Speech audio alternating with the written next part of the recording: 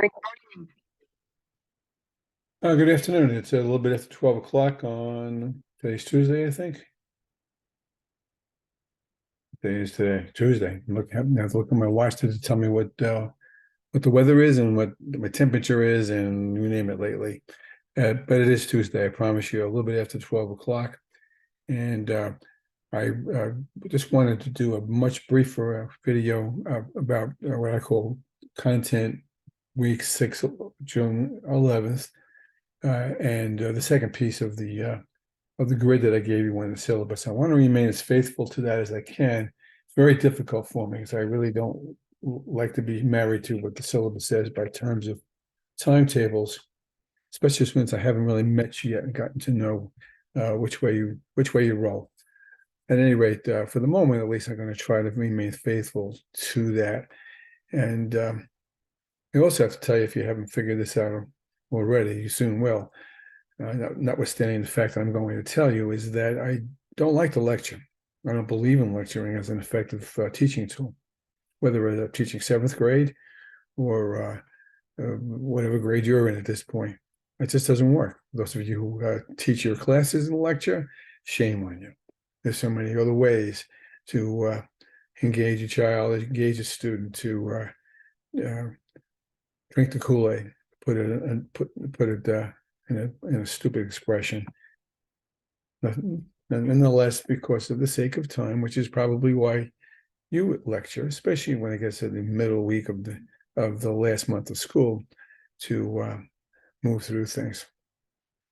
When I was teaching social studies, especially in the 8th grade, for those of you who teach social studies, I was lucky if I got to World War II, and I essentially would say, yeah, we won. And it's not an effective way to learn. It just isn't. Anyway, that's the way I'm using it, and can maybe stand in a corner for that reason. And again, of course, this is the last time I'll whine about this with an H, is that the fact that the course moves so quickly. I always feel obligated to cover the material from the text, even though I'm not doing front to back, page by page coverage, just impossible. You have to read the chapters. I won't know if you've read the chapters. You just have to read the chapters, and things will work for you when you read those chapters, and things won't. Skip over the things that you don't think work for you, or ask me questions about them, or ask me to comment about those in the class, and I'll be happy to do that, or in a one-on-one session. As we get closer to some of these assignments that we're talking about, and that's my tomorrow conversation, tomorrow night at 4:30, tomorrow afternoon at 4:30, when I begin to more nearly dig down deep into the assignments so that everybody knows what that's about. And I remind you again that, and I'll probably say it again tomorrow, that I'm going to assign a chunk of that last assignment, that APA assignment, that's due July 7th, which is literally about a month from now, rather than have you lose your minds altogether, what with the whirlwind of closing schools down and getting ready for your own summer, whatever that may be. That's not a lot of time. So I'm going to keep the pedal to the metal on that by moving you through that assignment in pieces, so that it won't overwhelm you when you get to the last part. Enough said. All right, so I'm going to, I also want to apologize because when I reopened my Brightspace, I realized I made two terrible mistakes. One mistake was I didn't post the physical agenda, which I usually do. I kind of showed it on the screen, but you never saw it all. I'm bothered by that. That won't happen again. I will post that in a separate module. I thought I had done that, but I guess I had not. I will post that in a second module on Brightspace, so you'll see the agenda I'm walking through. And all it is a list of the topics that I'm choosing to address. And occasionally I'll put in the links to things I need you to look at on your own. Don't forget, this is I think a 32-hour course, and we're not. I can't keep my clock on how many hours you're investing on this when you don't have me. But to listen to me talk for 6 hours and 7 or 5 hours in 7 weeks, it just doesn't work. It doesn't work, and I was not doing it. So I have to presume that you're doing the other thing that I need you to do, especially those discussion questions, to make that happen. I know I'll say this again tomorrow, but I will tell you tomorrow that you have 2 discussion questions posted now. No one's answered either of them. Well, one just went up this morning, and one I posted a couple of days ago, and I haven't seen anybody tackle those. They're not hard questions, but they're actually pretty important to get the motor runnings and to get you to engage with each other. The only thing I will say before I kick into the content more specifically is that the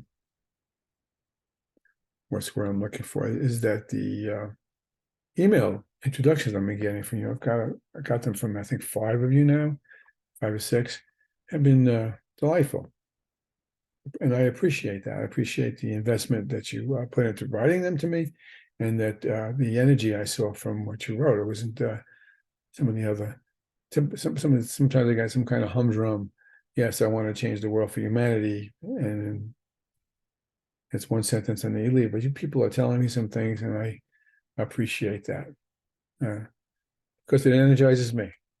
Okay, I'm tired of talking that way. I'm going to share the screen, and you will have this agenda posted up in a very cursory kind of way, not only on the screen, but you'll also see it in a module that I'll create. That's what I created the last time through. I don't believe I forgot to do that.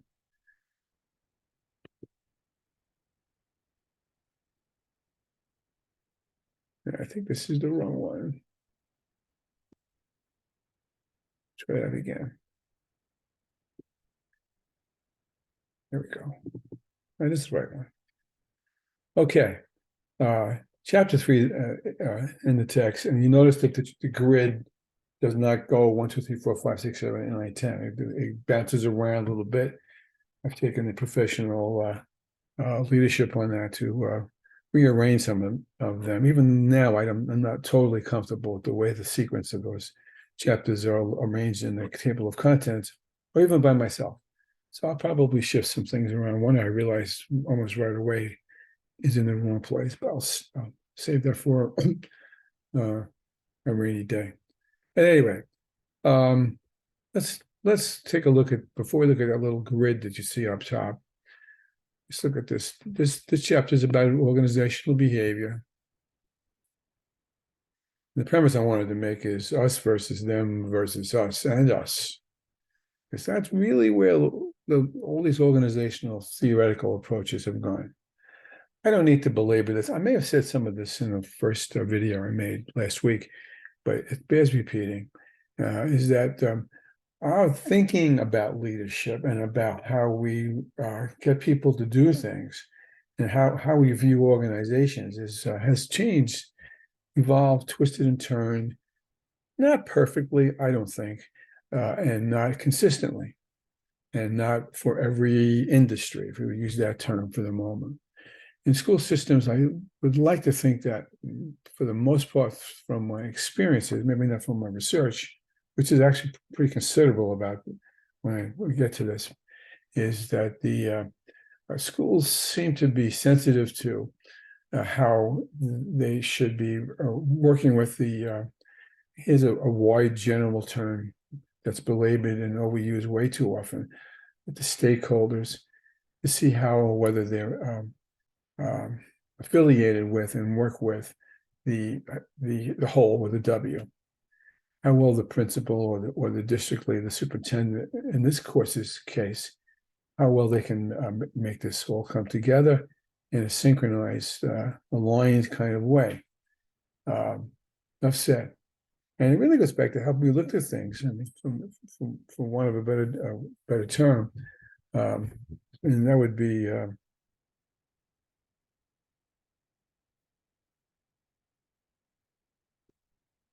the looking back now. We go back to, none of us was alive at this time, although I probably look like I was, and that would be back into times in the Little House on the Prairie kinds of things, when we had a much more agrarian, rural culture, and we had one building schoolhouse for everyone. The students all went to school with one teacher all day long. Things have obviously have gotten much more complex over time. So schools kind of understand that, but as you think about the shift, let's call it around the late 1800s into the 1900s, and you can understand this from any number of places. We became a much more less agrarian country into a more industrialized one, to the point now where I think only 5% of all occupations are agricultural or agrarian or rural, for that matter. When in fact, most people live in a society that's industrial. Now, I'll stop for a minute because I'm just planting an acorn with you here. There's many who would argue, and I would endorse that argument. I'm not going to belabor it now, is that the fact of the matter is that we're not in an industrial age anymore. No longer in an industrial age. Rather, as Edwin Cornish put in his book called, I think it's called Futurist or Futuring. How come I can't remember that? The book changed my life.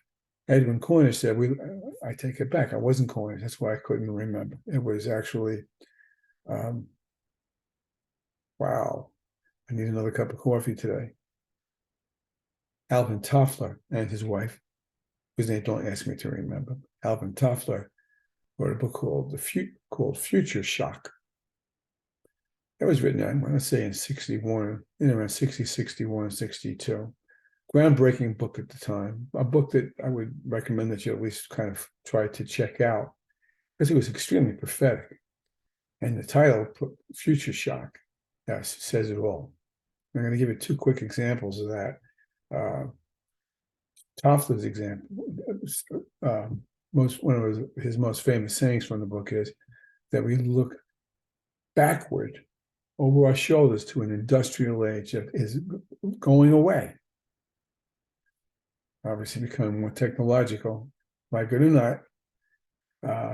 And instead of looking in what we call an industrial age, instead of looking forward towards a post-industrial age, which is where we are now. I'm not saying we're there altogether, and I don't know when that date will be. It's the point to be made. Now, I am a big believer in using simulations with which to teach. Had I had you in a 15-week class, we'd be in the middle of a gigantic simulation. Pretty much the whole class would be simulating something every day. And so I very much believe in that as an instructional tool, not exclusively, but certainly as a powerful one that can be used more often than it's used right now. Think of a video game. Video game is a simulation. People learn from those things, like it or not, how to kill the dragon, how to get away from the machine guns. In this case, though, we're talking about, I didn't write this one, I didn't publish this one, but there was a simulation once called Future Shock. It's based on the Future Shock book, and what the authors did, you can't get it anymore. It's pretty good when they use in a social studies class someplace along the lines. I know at least one of you is a social studies teacher. I think the person from Valley Stream, where there were people who put into groups and they had to perform tasks about what the future would look like and all these little homework kinds of things.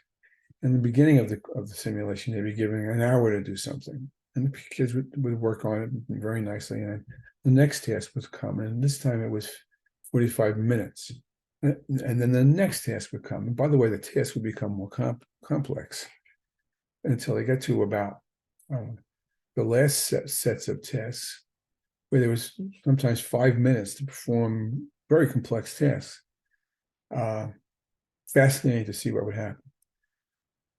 Best students you could ever think of, the kids who would never say no to you about anything, and this wasn't contrived, I want you to know, rose up and said, no, we're not doing this anymore. You're making us crazy. You're making us move too fast. Which in effect was what Future Shock is. And if the future is accelerating, who even heard of ChatGPT 6 months ago? the future is accelerating at such a rate that we are not capable of adapting to it unless we anticipate it much better than we do nowadays. That's future shock. Now, the future, so put that on the side. We're going to come back to that in a couple of weeks. But to come back to what I'm talking about, we're talking about organizational behavior in the turn of the century, of the 19th to 20th century. We're talking about situations where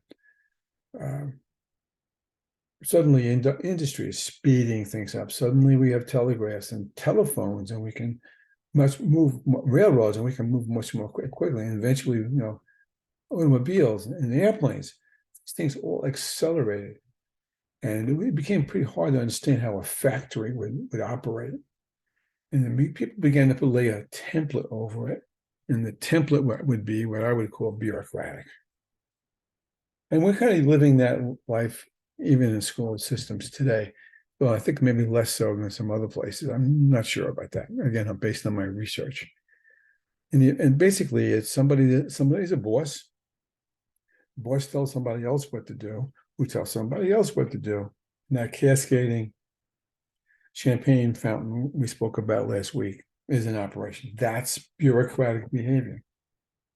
But the people at the bottom get whatever drips into that last glass, and they just do what comes to them. They don't have any say or any operation in doing that. And I'm not sure how many of you ever saw the I Love Lucy show. I'm really dating myself, but I'm assuming everybody saw this one way or another, someplace, where Lucy, and if you haven't, YouTube it, where Lucy and Ethel get assigned to a candy making factory, get a job in a candy making factories, and they're put on a conveyor belt, and every time the candies go by, they have to wrap them.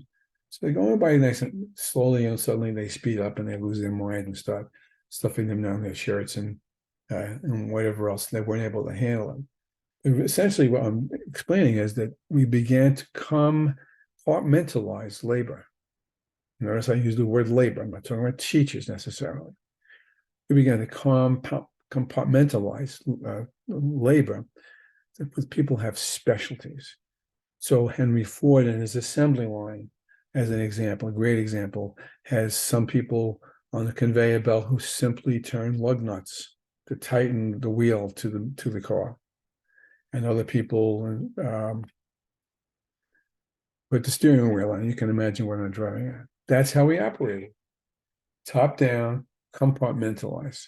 Schools obviously are kind of like that, especially as you move up into secondary, where you have the math teacher, Mrs. Caputo, and you have the social studies person, whose name I can't remember now, I apologize, teaching social studies in a silo, not particularly connected to the rest of the world within which they work. But I don't want to belabor that for the moment. I just want to point out that was the way we looked at people, how people should work. Now, underneath that was the premise that people come to work really to be paid, and that's it. And sometimes they need to be motivated, I'm being sarcastic to some point, to want to work as hard as the factory boss wants you to work. So you hurry up and teach that course so you get to the Regents exam at the end of the year. Doesn't matter whether you really think you're teaching, you're getting, like I'm doing in this course, moving you through things more rapidly than it's probably the best way to absorb. I'm not proud of what I just said, actually, but it's the truth. And so here you have a compartmentalized bureaucratic society, largely unmotivated, because nobody really particularly cared whether the worker, the low man, woman on the totem pole, was happy or not. Didn't matter. This kind of marched up through the 20s and 30s. By the way, women and minorities, especially, were even that much more, to give the verb abused in an account. And it was the way it was. Either you accepted it or you didn't work. And if you didn't work, you didn't get any money to pay the rent and so forth. began to twist and turn a little bit by some studies. The one I like to always cite is a man named Frederick Herzberg. And you have to write that down. It's not on any test, but it's interesting. He started looking at what he called hygienes. And I think I took it out. I'm going to put that back in. Hygienes.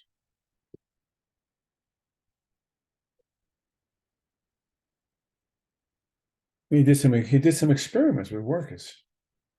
And to cut to the chase without giving you all the blow by blow conversation, he basically found that money was not really a motivator. Let that sink in for a minute. Not a motivator. In fact, was when people cared about what other people were doing and were trying to support them and help them be better at what they do. That's when people worked harder. When I was a district office person and negotiating with union people, and they were complaining about their salaries. I mean, I couldn't argue with that on many counts, but in certain senses, I think they were overstating it. And I said to one once, if I doubled your salary, would you work twice as hard? And that was a very indignant answer. Well, you can't expect me to do that. Well, the truth is, when they find is when people get a raise, that they work toward the raise for a while, and then they begin to drop back to what they were, unless the conditions have changed to help them want to be more contributing to the whole with a W, which begins to twist and turn that much more to the human relations movement. And that's a fascinating movement. Now, historically, you could probably trace it to after World War II. It's really kind of in motion today. It just keeps twisting and evolving. And you've seen some of it, and others, and also you've seen some casualties from it as well, where in fact you concentrate on the individual's needs for the whole, for the good of the whole. You try to nurture and grow them. I use that word grow metaphorically, but you can tell where I'm taking this. I planted some tomato plants too late, and I'm not going to die, but then it's going to take a while to get up to speed because I thought the weather was too cold. But in fact, I could probably nurture them some more to be a little bit bigger, so they would have been able to adjust to the climate. And we all know what nurture means. You know how you nurture your own children, let alone children in your classrooms, no matter what grade you teach. So the human relations movement began to pay more attention to that. And then there began to be some pushback on that. And that goes back to, first, let me talk about theory X and Y before I move up to the chart up above that. I never remember the two guys who came up with this. I'm so bad with this stuff. I'll get it for you, but it's in the book. I'll look it up so we don't look like too much of a fool. And you're saying to yourself, well, the professors are supposed to know everything all the time. Well, not this one.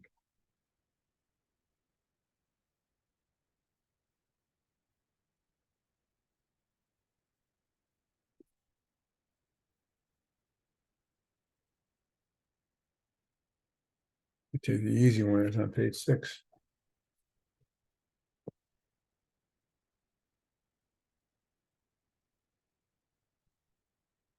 But they don't tell you who came up with it.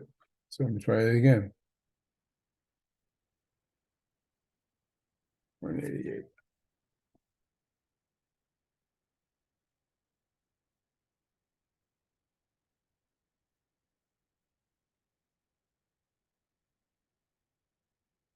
Holy cow.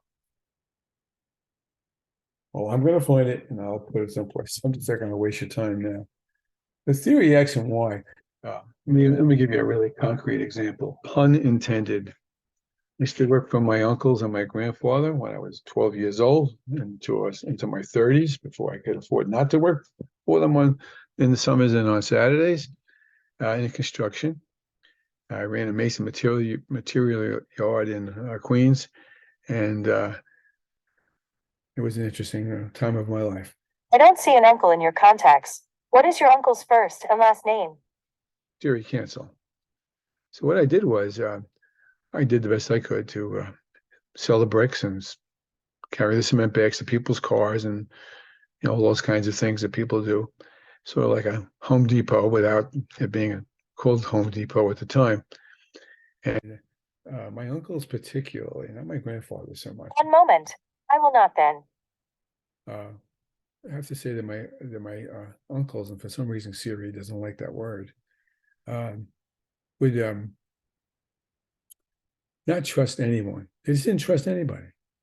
They thought everybody when it came to work, strictly, in my case, it was kind of true, strictly to make a buck, that's what it was, actually, a buck an hour, come to think of it, sometimes less. And you worked long, hard hours, and if you stopped to get a glass of water, or you just got to stop to wipe the perspiration from your brow, sometimes you would see a brick flying past your head. Now, they never hit me in the head with it, but it's because they were so good at throwing them that they would know how to come close but not hit you. And that's theory X. That is theory X. Where the manager doesn't think that the people matter a whole lot, and that the manager thinks that everyone is trying to cheat him or her out of his profit. And so you have to work every moment of the moments to make money for the boss, as my uncles used to say. That's theory X. Now, in contrast, is theory Y. By the way, I'm asking you now to consider what your own leaders are. Right? I'm not asking you to tell me, but I'm asking you to think about it.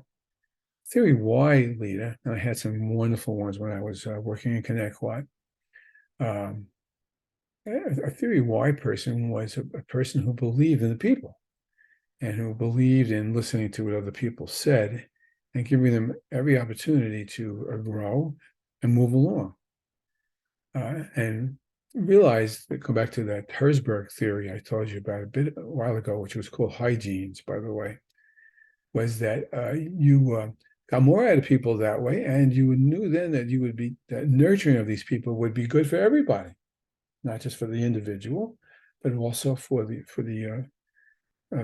mission of the organization and for the organization's ability to continue. Nice. And for those people, I ran through walls.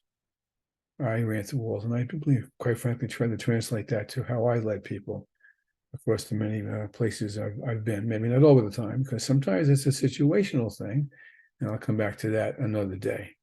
So is your superintendent a theory X or a theory Y, if you know, or if there's someone you can think of who's your administrator, who might think that, how much of they are theory X or how much are they theory Y? Because not everyone's pure X and Y, I don't think. There's also somebody, theory continued, when they twisted it a little bit and said, well, there's also a matter of soft theory Y. Soft theory Y leaders pretend to be nurturers, but in fact don't believe in it. They're just doing it to get you to love them in order to get some more work out of you. I'm smiling. I think we all know some people like that too. Eventually their spots will appear, and then you take it from there. So when we're talking about understanding organizations, and we come back to schools more specifically, we recognize that schools are organizations. Let's not forget that. Schools are organizations, and schools obviously and completely are structured, like I talked about last week, in certain ways to maximize the capacity to meet the needs of its mission. Easy enough to understand that. And what you need to do is take the pulse of how you see that atmosphere. And a word I'm going to overuse, not so much today, but probably the rest of the semester, I call the C word, the culture word. The culture word. Why we do what we do. And how we do what we do because of why we need it to be done that way. It's all about culture. And so the culture premise embeds itself with and weaves with this idea of really understanding what the organization, how it's set up to maximize its effectiveness. Again, I'm simplifying things, I know, but what I would need you to do is really consider how the atmosphere, the climate of your school system, as you understand it, propels people to be more than what they are, holds them in place, or punishes them for not being what they can't be. Even if they want to be more than what they are. Which brings us to chapter 9, okay, which is not about the definition. It's about leadership.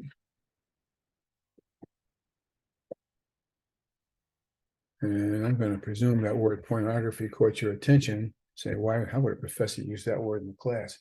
Here's how I am using it. Again, I think it was in the 30s, might have been the 40s. The Supreme Court was being given a lot of what was called pornography cases to rule on, and all kinds of battles about how this was all going to evolve.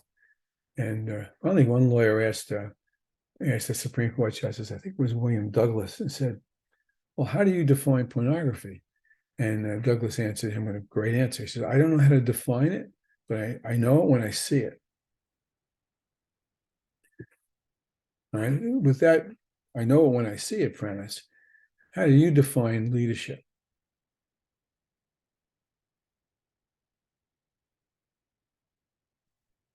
And I would go so far as to say it's about influence. It's about influence. And it's about how you use your power, how we use power to influence. Now, the text talks about several kinds of power. I'm going to just use some of them that come to mind. There is coercive power. People just won't do something because they flat out won't do it, because they're not able to do it, or because they're resistant, or because they have a problem of some sort. You could sometimes say, "Hey, you're going to do it. I'm going to write you up," or whatever. How people choose to approach that. Call that macho man power too. And in some districts and with some superintendents, that's a badge that people wear. Yeah, I do coerce when I have to. Does your superintendent do that? It's what I call power ascribed. In opposition to that, I guess,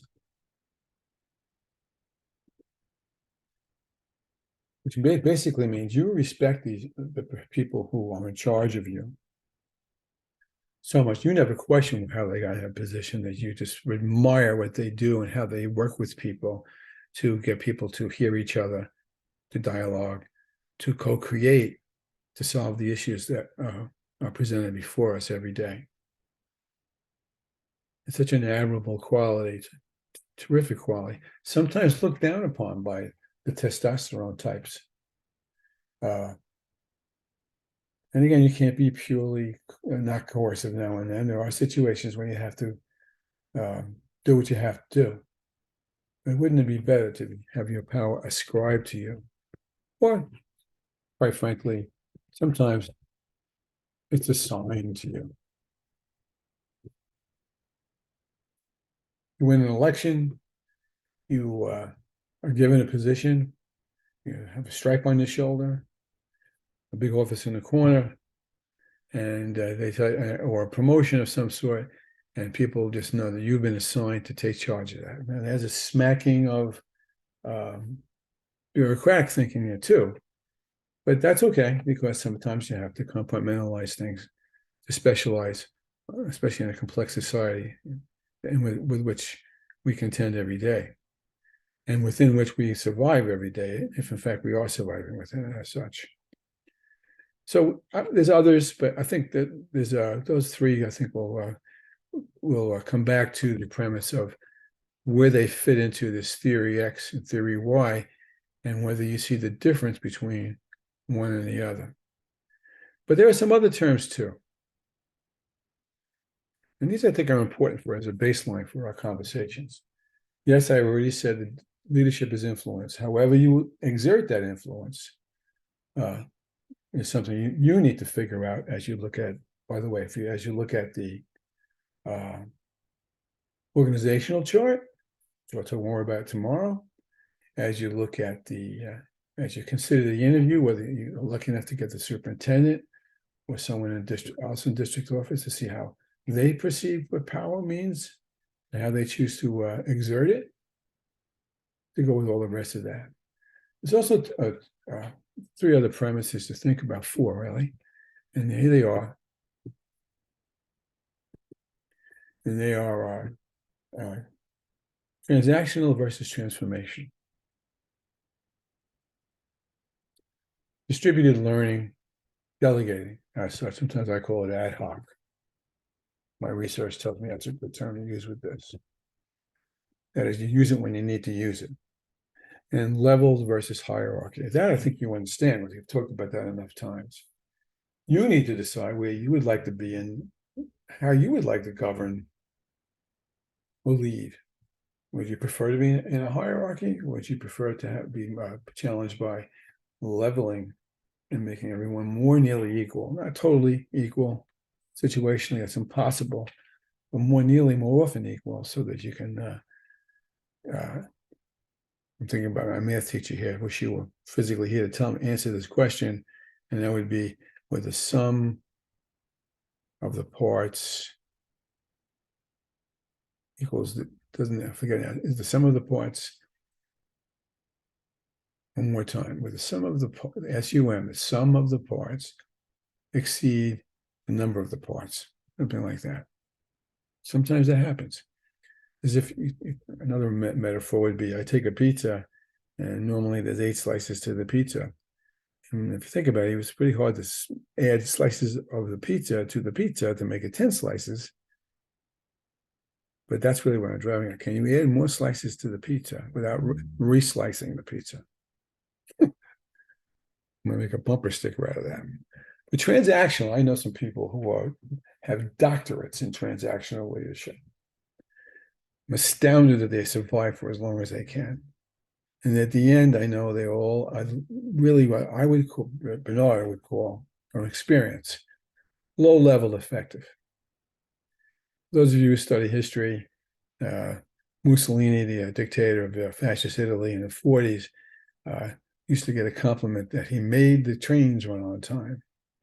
And literally a mechanistic, structured performance expectation. Really not too high powered if you think about it, but he did supposedly make all the trains in Italy run on time, which I understand is kind of a phenomenon.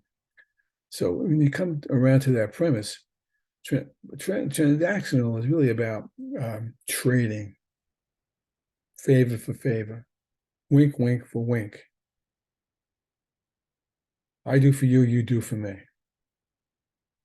So the superintendent says to a principal,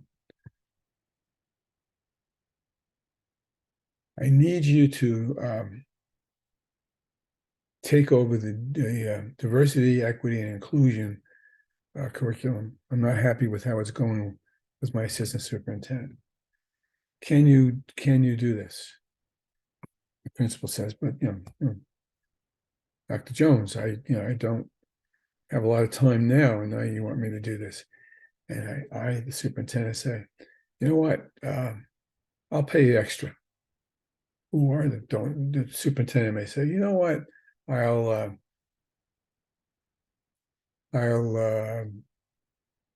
give you a couple of vacation days more in the summer.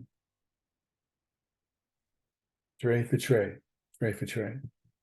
Now, short-term transactional leadership is sometimes necessary and often effective, short-term, but never long-term, because the trades simply can't even out over time. It just can't.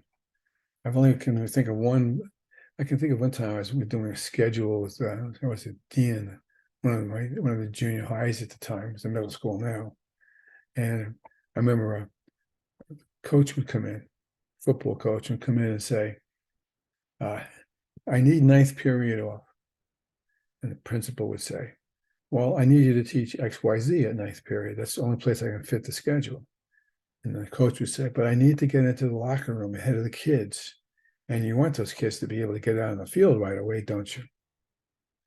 And then, not always, but sometimes the principal would say, "Okay, we'll figure that out. I'll get somebody else to pick up that ninth period class, and you can do that." Or I have other people come in and say, "I need first 2 periods of the day off because I have babysitting problems." I mean, it's a more legitimate issue, but again, it's hard to make that kind of deal with. And I'll take bus duties. All the bus duties. I'll wash the window. I'll do all these other things. Dangerous practice. Dangerous practice. Yeah, it does exist in every organization you can possibly think of. And then the opposite is transactional. I'm sorry, transformational. But now we're talking about the exactly what I've talked about. Remember, I think I said the first night out, transformation equals acquiring new ways to realize. The ahas. I see that now. Holy heavens, I think I've been doing this wrong. I've been saying this incorrectly because I realized I was offending that person. It's a transformational moment. COVID was, in a sense, transformational. Squeezed everybody to think differently, to realize differently, to plan differently. Not very well more often than not, because they weren't given the opportunities to practice the skills they needed to do that, or anticipate that future way before it hit them between the eyes. Transformational is a change, true change, true in terms of school systems, structural reform. And you know, sometimes it's funny, I'm talking to myself as much as I'm talking to you by saying that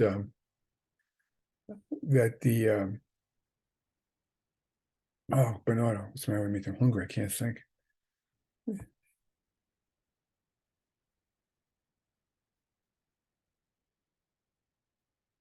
I'll come back and I'll let you know what I was thinking. I ran the tape back, I probably remember what it was. This wasn't what I was going to say, but I will tell you that you have to look at, and I'll mention this tomorrow in the assignment video, in the assignment whole class discussion, which I will video, by the way, for those people, and no one is asked to be